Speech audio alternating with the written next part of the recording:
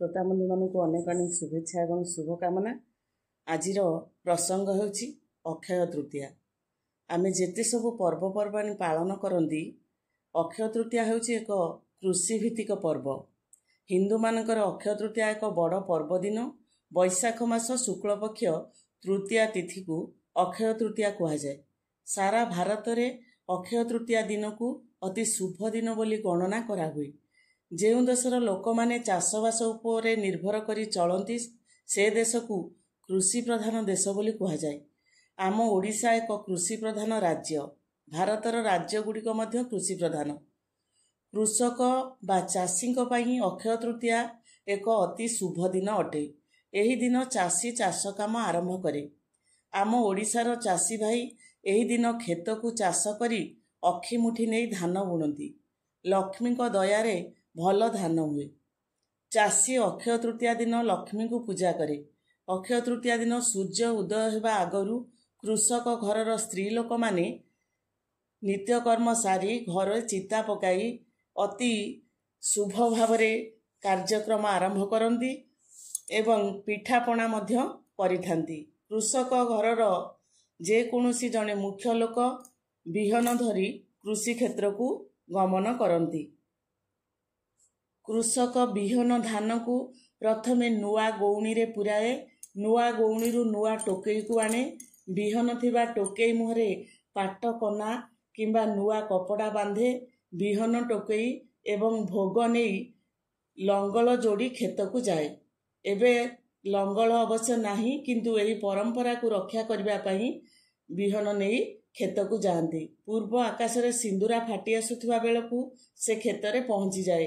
खेतर उत्तर पूर्व कोण को ईशान कोण बोली कहा जाए। एही कोण रे भोग देई माँ लक्ष्मी को पूजा करा जाए। से दिन कृषक नुआ लुगा पिंधे। नूतन वस्त्र परिधान करी माँ लक्ष्मी को पूजा करी खेतरे बिहन बुणी हल करी आसे। एहा परे बिहन धान बुणीबा अनुकूल हुए। नुआ बिहन धान को अखी मुठी बोली कहा जाए। खेत बाड़ीर एही काम सबु प्रकार मंजी मध्य एही दिन बुणिले भल गछ एवं भल फल हुए बोली कहती। एही दिन होछि आद्य दिन बा प्रथम शुभ दिन चाषबासर। आम ओडिशार समस्त कृषक अक्षय तृतीया दिन अखी मुठी बुणी कृषिर शुभारंभ करिथांती। अक्षय तृतीया दिन घरर माँ माने षठी पूजा मध्य करती।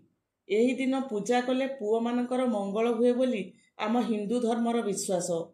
षठी पूजा ए भी गोटे बड़ पर्व कहले अत्युक्ति हेब नहीं।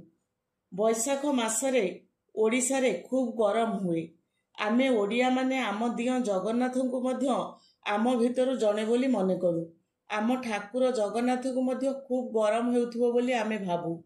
अक्षय तृतीया दिन ठारू 21 दिन पर्यंत जगन्नाथଙ୍କ चंदन यात्रा पुरी रे आरंभ हुए। जगन्नाथଙ୍କ चंदनर प्रतिमा लक्ष्मी और सरस्वती सहित चंदन पोखरी को जाती। ठाकुर चंदन लगी हुअंती। रामकृष्ण एवं अन्य 5 देवता पंच शिव ठाकुर मानू एही दिन संध्यारे चंदन कुंड रे रखा जाए। एहा परे सेमानकु पालिंकी रे बसाई नाना पटुआर रे चंदन पोखरी को अणा जाए। चंदन पोखरी रे 2टी बड़ बड़ नौका रे बसाई ठाकुर को नौका विहार बा जल क्रीड़ा करा जाए। ठाकुर माने विजय करुथुबा नौका 2टीर नाम होउची बैराटिका आ सुनंदा। अक्षय तृतीया दिन रथ तैयारीर शुभारंभ होइथाए। आम ओडिशार बड़ पर्व होउची रथ यात्रा। प्रत्येक वर्ष आषाढ़ मास शुक्ल पक्ष द्वितीया दिन जगन्नाथ बलभद्र और सुभद्रांकर रथ यात्रा हुए। 3 ठाकुरंक पाई 3टी रथ तैयारी हुए।